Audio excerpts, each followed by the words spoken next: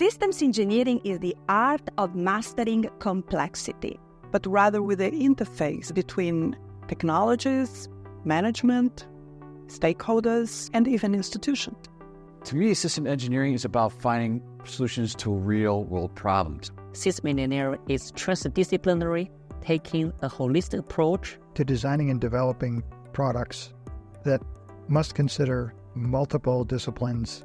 Systems complex problems tend to be things that involve both technology and society. So trying to solve problems related to sustainability in the environment or climate change or carbon suppression. One example that can be spaceship design or spaceship operation, which requires really complex and murky objective thinking process. When you enroll in the systems engineering program, chances are that you already have a technical degree. You learn how to integrate different approaches to the same problem. Once you finish systems engineering degree, you can get a job as a product manager or a project manager.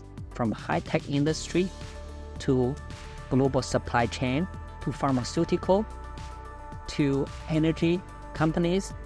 We all need system engineers. We offer real-world projects to our students that give them the chance to really flex their system engineering muscles, be able to demonstrate to potential employers to say, hey, I know there's only one position in the world for this dream job.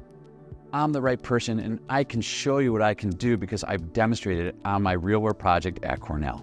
So whether you lean toward product design, product development, or you're more into working in regional planning, you can easily convince the company, the organization you want to work for, that they need a systems engineer.